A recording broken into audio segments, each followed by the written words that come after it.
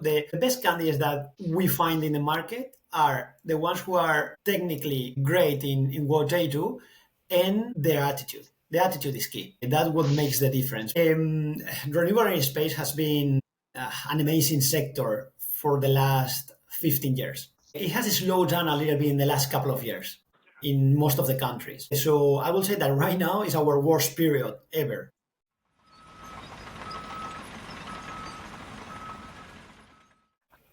Carlos, thank you so much for being here today. Really appreciate it. Thank you. Thank you for inviting me. Yeah, I'm sure this is going to be a really fun conversation. For sure. So we start strong. Maybe not everyone in our audience knows what Climate 17 is. Can you give us, a brief summary of what Climate 17 is, and also what made you feel when you started many years ago that this was an opportunity to build a business? Okay. So basically, Climate 17 is the first recruitment consultancy specializing in renewable energy built in Spain. So basically what we do, we help renewable energy companies, those companies who build PV solar plants and wind farms. We help them to find the right talent that they need to develop, to build, and then to operate and maintain the assets, the renewable energy assets. And we do it internationally.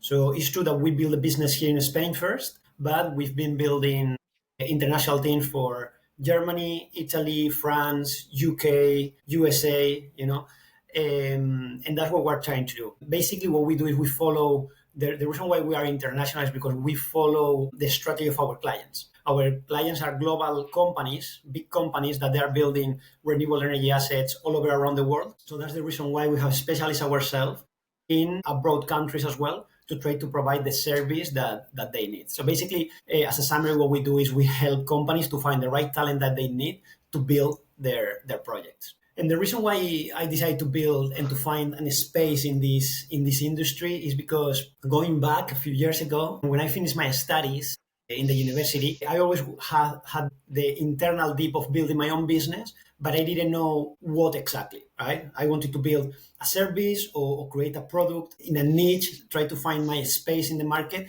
where I could do something that I could escalate, replicate, and make it bigger, right? But I didn't know what exactly. So after the university, I decided to go to San Francisco for a few months just to get inspiration, from all the people and all the startups and everything that is built there globally, just to try to think what could be that space, what could be my niche, my specialization to build something that I could make it better or bigger than than competitors. At that point, I didn't know what exactly. So I had a lot of reflection in that period. So when I came back to Spain, I started to work for Michael Page in recruitment. And then everything clicked in my mind, and I said, I think this is something that I can replicate, that I can build my own by myself, right? But the thing that I didn't like about working for Michael Page is that Michael Page was a generalist company, and I was not being an expert every time that I was providing a service to our clients in Michael Page. So then I said, okay, I want to do this. In a few years, I can build something in this industry with my own brand, my own name, but it needs to be something more specialized, right? So the renewable energy sector always called, my interest. So I decided to move to the UK when I met you. Yeah. In the UK, just to try to specialize myself in something specific related to renewable energy and sustainability. And I was lucky. I found a company who was interested in hiring me, which was specialized in renewable energy. So I started to work in that company for 7 years. Right? And in those 7 years in the UK, just to summarize the whole period, I learned a lot. I developed my own network database. I started to engage with a few clients, develop relationships. At that point as well, the good point of my profile is that in the UK, most of the British companies, they were specialized or focused in the British market, but not abroad. So as I native Spanish, I was a Spanish person in a British company trying to develop the Spanish market natively. And that helped me a lot to open my network. And after 7 years developing relationships in Spain, in Germany, France, Italy, and other countries, then I found the opportunity and I felt ready to build my own business. So I decided to move back to Spain, set up my own company, which at that point was called Eolo Renewables. Then we changed the name to Climate 17 because we merged with another company to expand and to be bigger. And yeah, so that was the reason why I started to build my business and how I found the space in the market where I could be competitive against other companies competing with us. Makes sense. I mean, one thing, from the outside, you get reached out to sometimes from recruiters, but from the outside, like you never really can tell, like, what's the difference between recruiter A? I mean, you mentioned Michael Page, Clement 17.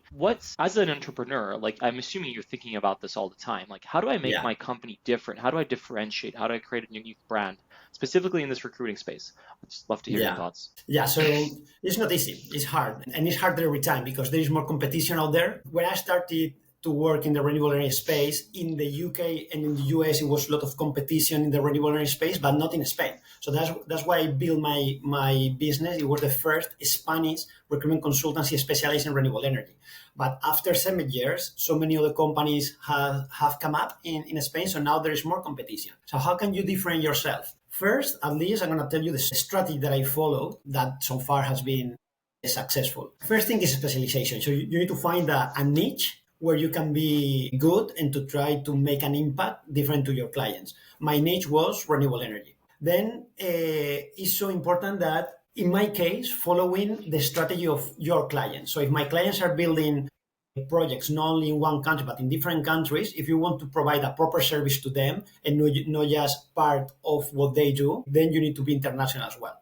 So I follow the strategy of our clients. If they were building projects in Spain and other countries like Italy, France, Germany, UK, or US, then I try myself to build teams of recruitment consultants native in those countries. So I follow the strategy of my clients and I can provide a global service to them. And then as well, long-term relationships. That's something basic, right? That everyone says you need to build a long-term relationship.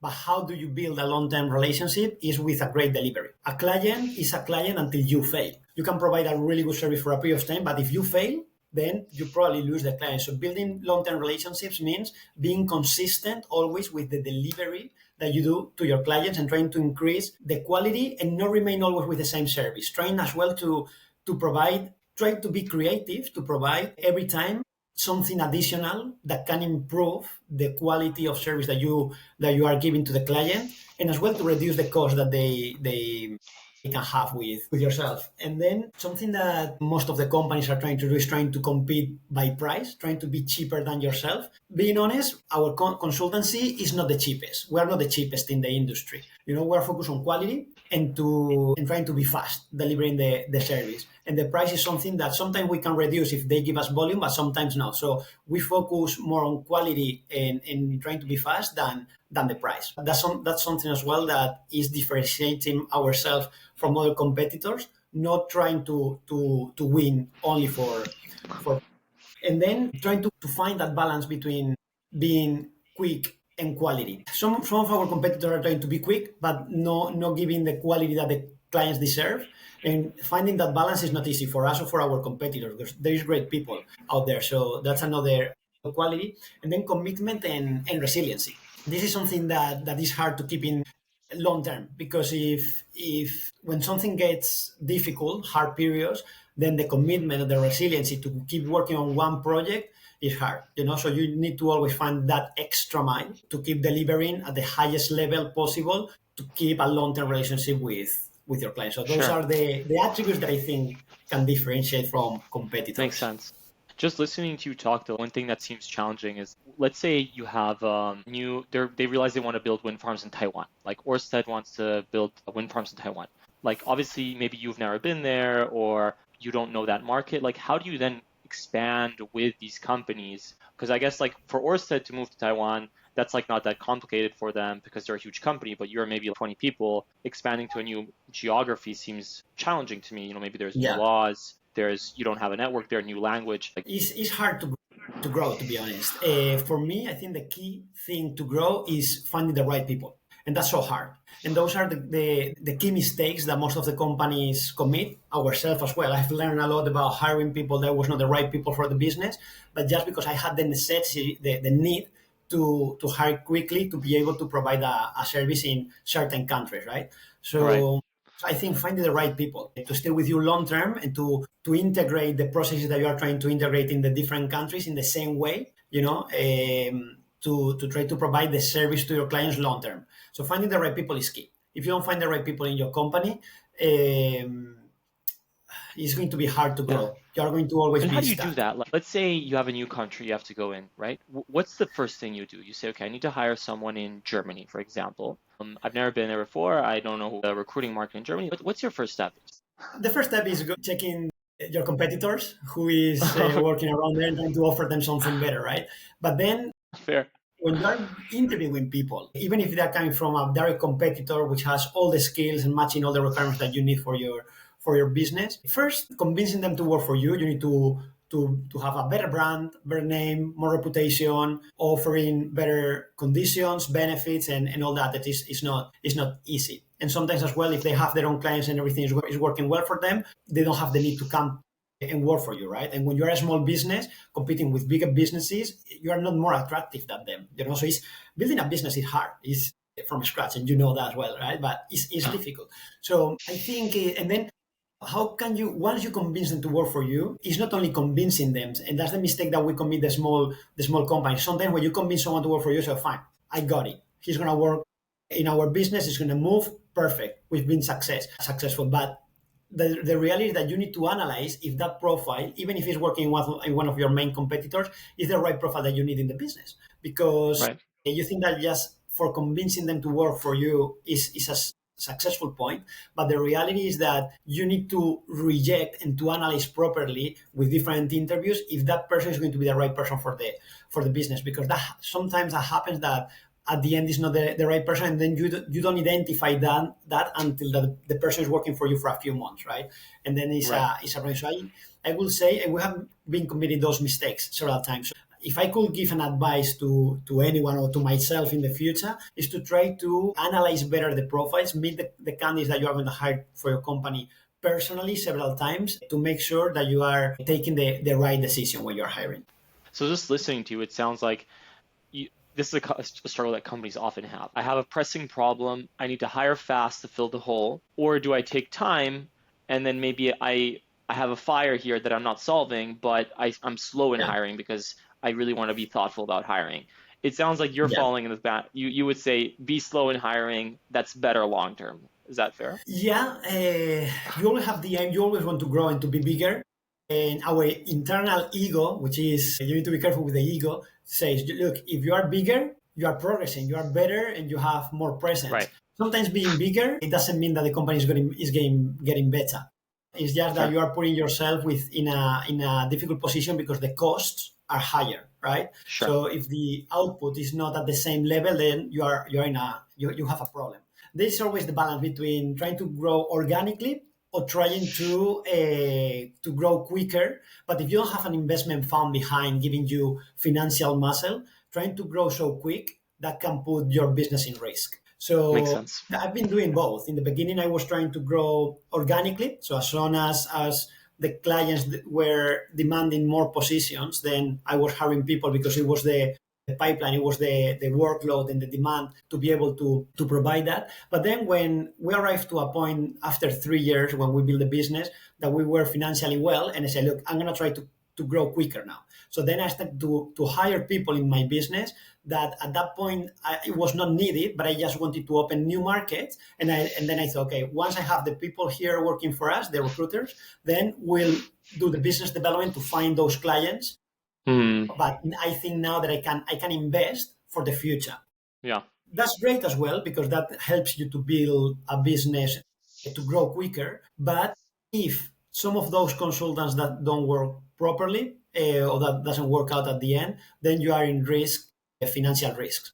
So Yeah. always keeping that balance of trying to grow organically, slow, step by step, or trying to, if you don't have an investment fund behind giving you the financial muscle, I will say let's be careful with growing too quick because then you Too can quick. be in problems and then you need to go, you need to go backwards. Yeah, makes sense. Now, bringing it back closer to the business that you're specialized in, renewables. I think renewables has had like a really good run in the last decade. And now with the AI boom, the energy demand is like through the roof. Are you seeing Yeah. that already reflected now, like in your pipeline, where just there's much higher demand for candidates to build energy infrastructure, or we're still not there yet?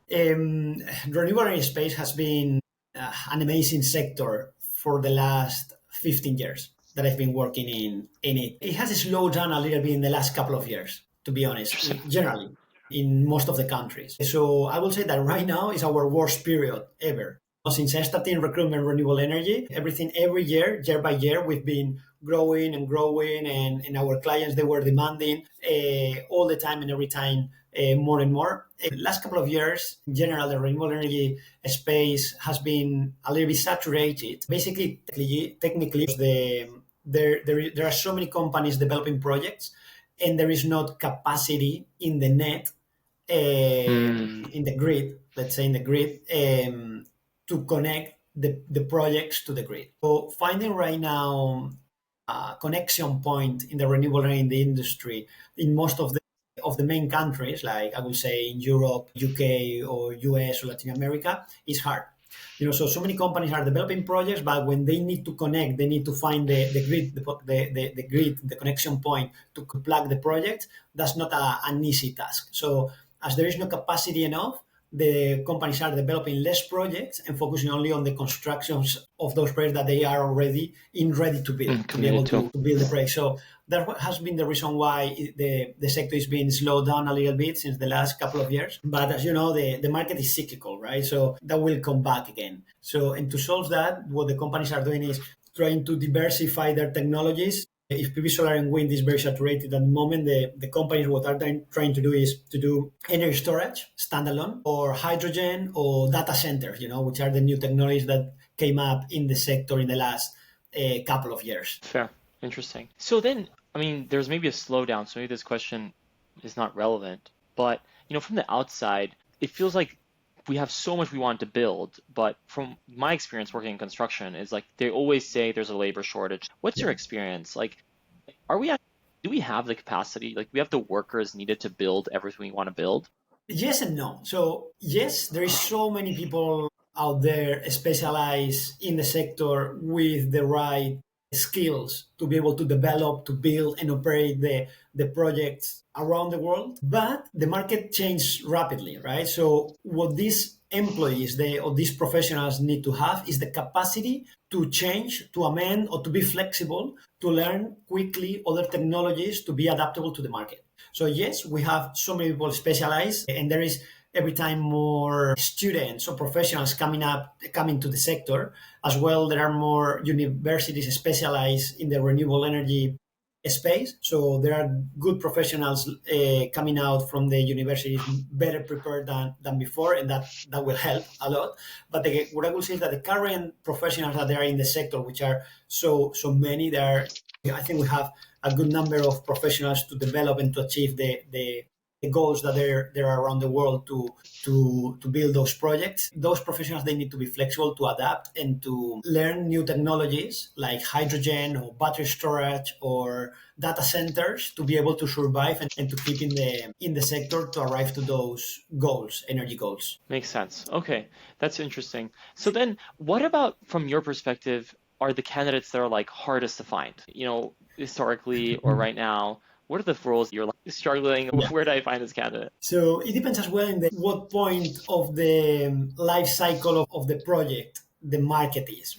So for example, just to give you an example to make it easier to understand, during the last couple of years in Europe, the development of the project has been, so every country was focused on the development side, right? So you have the development side, the construction phase, and then the operation and maintenance stage. During the last couple of years, 2023, 2024, most of the countries and the companies were developing projects, right? So the project developers, acquisitions, grid connections, all the developers focus on finding the permits and the license to environmental studies, and to build to try to find a ready to build point. They were in high demand, because everyone was trying to develop projects. So the project developers, a couple of years ago, last year, they were in high demand, high salaries, difficult to find them. Everyone was approaching them. So that was a position that was really difficult to find. It was quite saturated at that point. Now in Europe, the stage is changing, is moving to the construction phase. So now the demand is less in the development stage, but more in construction. So now the 2025, 26, the roles that are going to be in high demand, or that are being high demand, are project managers, construction managers, grid connections, mission engineers, and all the site managers, all the construction phase, electrical, mechanical, civil engineer, those are in high demand right now. And obviously, as the projects comes to the end, the operation and maintenance of a pure solar project or wind farm or data center or battery storage stays for 20, 25 years, right? So the operation and maintenance is always operation maintenance and asset management are positions that are always in high demand, because every time there are more projects coming to the end to that phase of operation and maintenance, and there are more need of those operation and maintenance professionals. Fair. Then what's one of the things that the best candidates always do in your experience, or always have as a trait? So most of our clients, basically what they request is the experience, the previous experience doing the same thing. So the best candidates that we find in the market are the ones who are technically great in what they do, and their attitude. The attitude is key. That's what makes the difference, because you can find the same profile in different companies, but where you see the big difference is in the attitude that they have. If they have an attitude, a proactive attitude, resilient, they have great resiliency. If they have more commitment, more passion for what they do, that's what makes the difference and create more impact in a future company that they go. So I would say, obviously, I mean, the minimum requirements needs to be the technical skills that they have. But what makes the difference to be a better candidate is their attitude, the commitment, the passion that they have for what they do, and the resiliency to overcome problems, and to develop the projects finding those solutions. But then how do you transmit attitude in a CV? Because like attitude is something you live, right? You experience Yeah. it face to face. But how do you put that in words in a CV? Yeah, that's not easy. I mean, you can put some quotes that make you be a bit more inspirational or passionate about what you do. Yeah, no, it's at the end, you can show that only in an interview, right? The passion that you Yeah, have and the attitude that you want to have, the willingness to do something more than the rest of professionals. That's something that you can only share in a face-to-face interview. It's difficult to put that in the profile. If you Going back to the question and related to this one, if you want to be in a better position, then the keywords in the CV, for example, are key. The keywords that you put, if you are working in a specific position, the keywords that you have for that, let's say, grid connections, or project development, land acquisition, or the keywords that you put in the CV are key to understand if you are an excellent candidate for a specific role. and then maybe one of the final questions I have, then, just thinking about your business. How do you think your business will change in 5 years' time? How will recruiting be different in 5 years' time?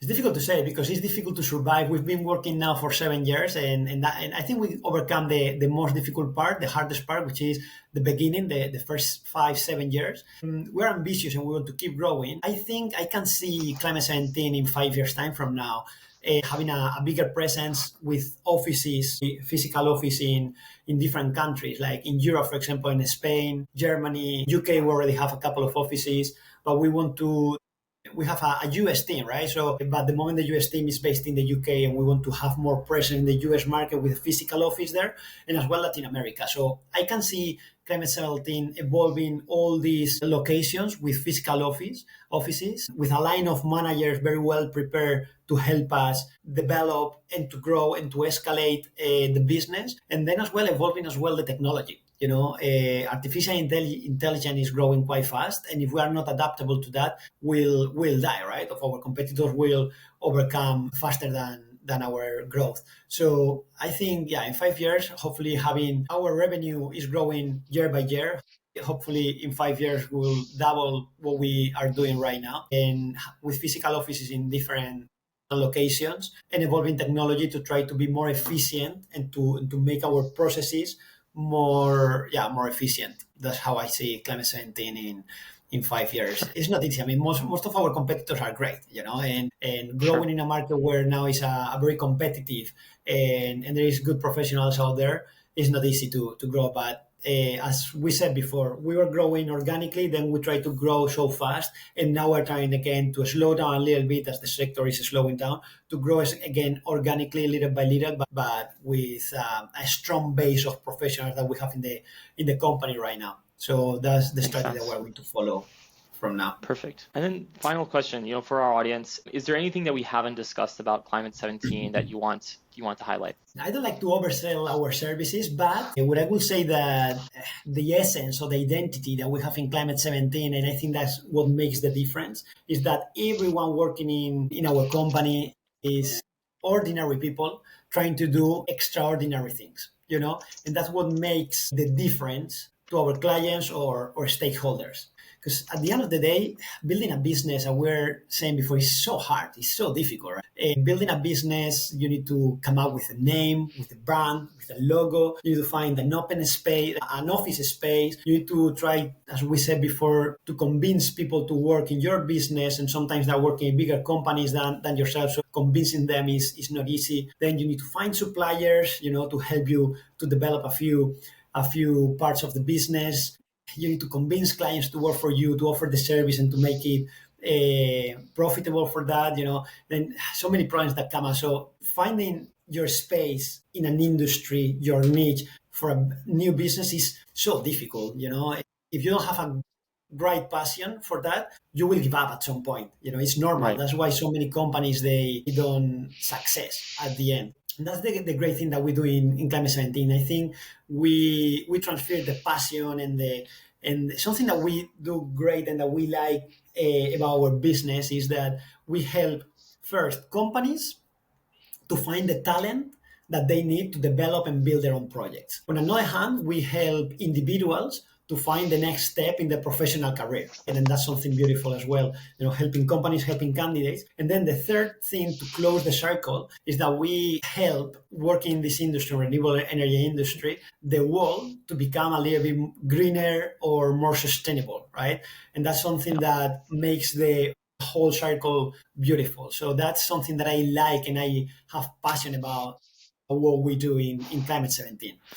So yeah, at the end of the day, is the people that you are surrounding by. In our case, as I said before, we are working with ordinary people aiming to do extraordinary things for our business and for our clients. And I think that makes the difference and create the impact that we really want to create in our stakeholders. Makes sense. Cool. I mean, you heard it, everyone. That's Climate 17. Carlos, thank you so much for taking the time. That was super interesting. Appreciate it. Thank you very much. Thank you for your time.